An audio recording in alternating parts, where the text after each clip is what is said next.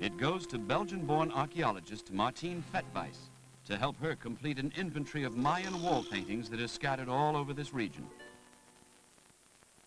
The very mention of Mayan art recalls a once proud Indian civilization that flourished for over 1,200 years before its life was brought to a sudden end by Spanish conquerors in the 16th century.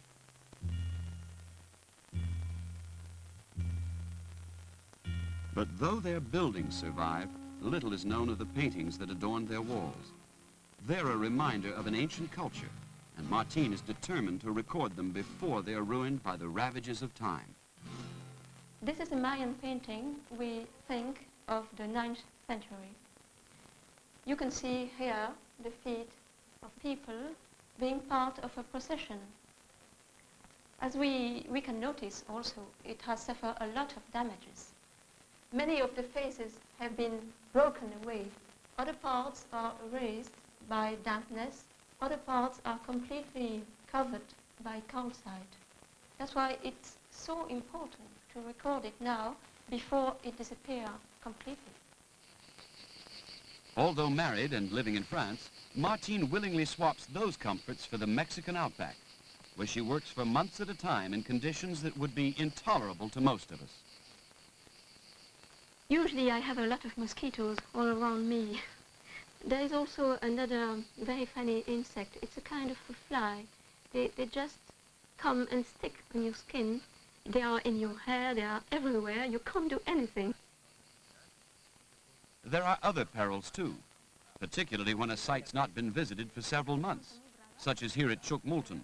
When I arrive on a site, the first thing I have to look at is if there are some snakes in the buildings. They like cool places. Wasps too. So I have to watch carefully before to enter. If there are some wasps, they just burn the nest.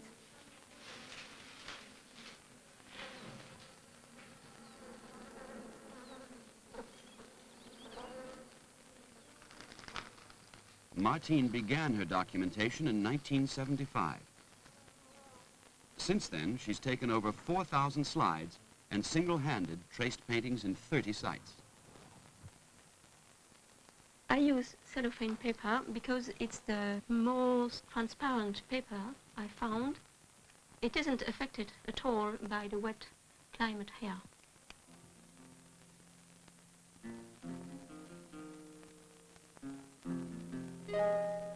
I use a color code to note exactly the color which are preserved so that I can reproduce exactly how the color were.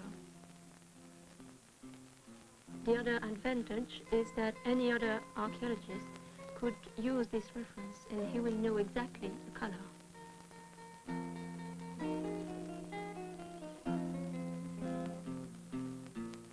I never fill in the gaps, the parts who are missing, because I want to make a real scientific document, and the only way to do it is to reproduce exactly how they are without attempting any reconstruction.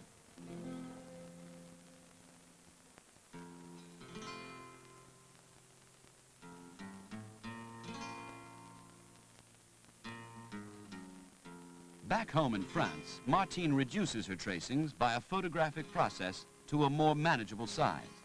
She then paints them, and suddenly, magically, a 1,000-year-old fresco is reborn.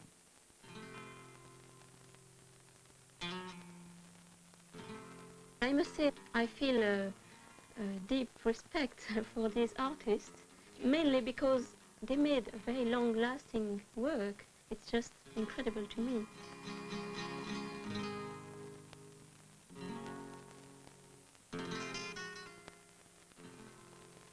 They tell stories or very important events. It's really a kind of message they left. It's also, I must say, it's a kind of writing we still have to discover. At the moment I know about more than 85 sites with paintings. Usually the Indian people here know more or less where they are. For example, Only today I've been told about a new site.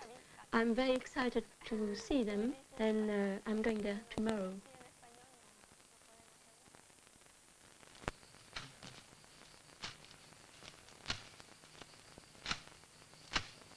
A 150 kilometers to the west at Juellin, Martine approaches the new site with some trepidation.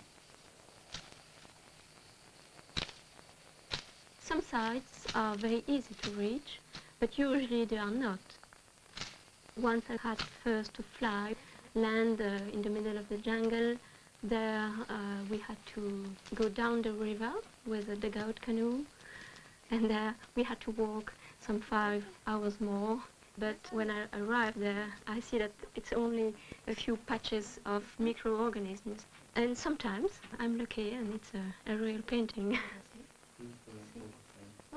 And today she is lucky. For although we can't see much, Martine's experienced eye can. Well, I'm terribly excited to see that. Let me see.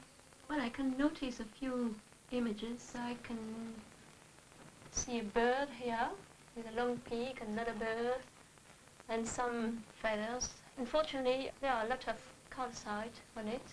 Also, bats' excrements and termites, wasps' nests, which are obscuring the motifs. But I'm sure we can do something very nice here.